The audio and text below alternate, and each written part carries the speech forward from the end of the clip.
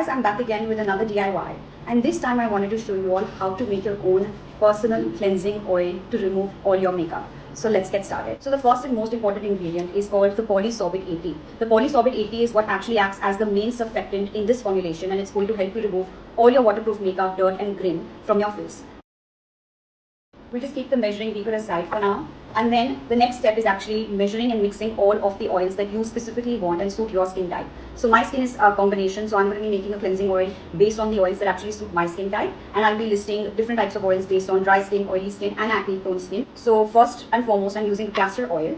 This actually is an extremely great oil because it's a rinse off product and it easily helps you remove all the dirt. The next one is jojoba oil. This actually works very well and also for all skin types.